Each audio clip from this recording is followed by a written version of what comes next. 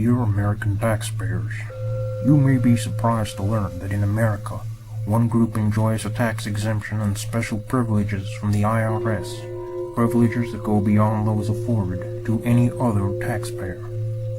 Also surprising is the fact that for over 25 years, the IRS fought against this group in the courts, arguing that it did not qualify for any tax exemption due to the commercial character of much of the group's operations and its virtually incomprehensible financial procedures. In 1991, an unusual meeting was held between the leader of the group and the IRS Commissioner. A complete reversal of the IRS position came into effect in October 1993. A secret deal now provides this group with rights that exceed those of the average citizen. This group and its associated corporations are known by various names, including Church of Scientology International, Church of Spiritual Technology, and Religious Technology Center. Front groups include Applied Scholastics, Narconon, Criminon, and the Citizens Commission on Human Rights. Scientologists are able to claim tax deductions of a nature that is prohibited for members of any other group. According to the New York Times, the exemption followed a series of unusual internal IRS actions that came after an extraordinary campaign orchestrated by Scientology against the agency and people who worked there. Scientology's lawyers hired private investigators to dig into the private lives of IRS officials and to conduct surveillance operations to uncover potential vulnerabilities, according to interviews and documents. One investigator said he had taken documents from an IRS conference and sent them to church officials and created a phony news bureau in Washington to gather information on church critics.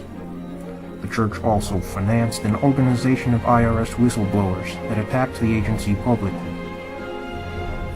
The decision to negotiate with the church came after Fred T. Goldberg Jr., the Commissioner of the Internal Revenue Service at the time, had an unusual meeting with Miscavige in 1991.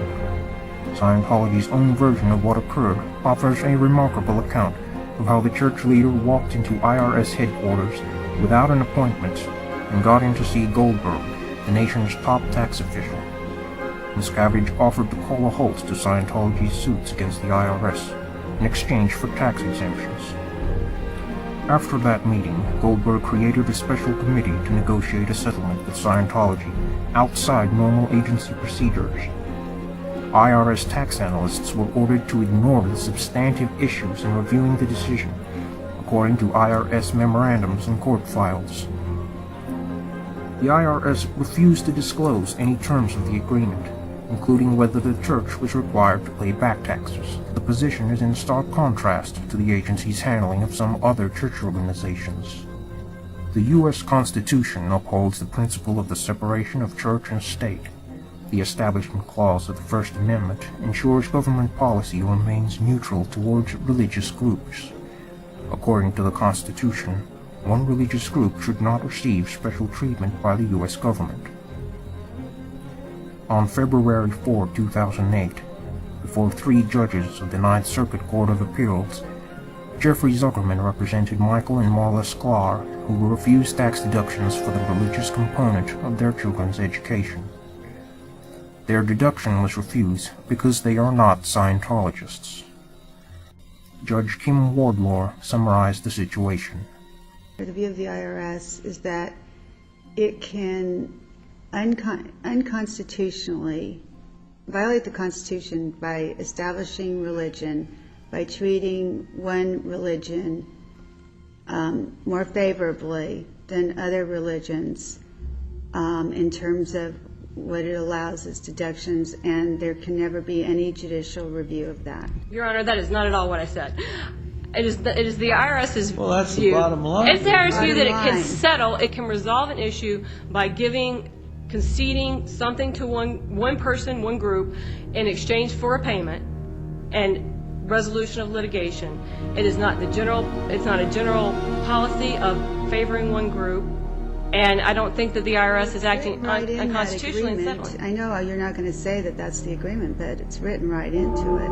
Well, to the extent that we're looking at what the Wall Street Journal agreement says, There was a payment made, though, and litigation was So I proceeded. can So it's not pay as the simple IRS. as... You're saying now that it's okay as long as that the IRS gets some money. Well, I think the idea is for the IRS generally, and with each taxpayer, is to try to enforce the tax laws and get the best results. But there are situations when, in litigation, it makes sense to reach a settlement. And when a settlement is reached that, for some reason, gives somebody who happens to be a member of a particular religious group or a particular minority, and they get that settlement, that doesn't violate the Establishment Clause. No, it does. I mean, that this does intrude into the Establishment Clause. The whole point is government neutrality toward religion. And that's exactly what the IRS is not doing here. The affidavit of Lawrence H. Brennan, filed on May 6, 2008, reveals that Scientology corporations deliberately worked to create the appearance of a religious group in order to gain a tax exemption and hide its assets from outsiders. Religious cloaking was intentionally used to help organized Scientology make money and to avoid compliance with a myriad of laws that would otherwise apply if it was not so considered. The use of scholars to say Scientology was a religion or organized Scientology was a religious organization was carefully planned and executed to forward the cover of the religious cloaking. The entire corporate reorganization of 1981 on was to hide assets from litigants and governments and to protect those secretly running organized Scientology from legal liability.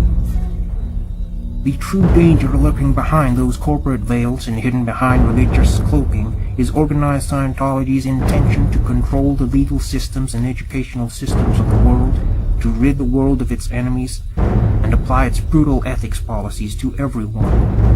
That is what is in store for the world should the policies of organized Scientology be applied throughout the world.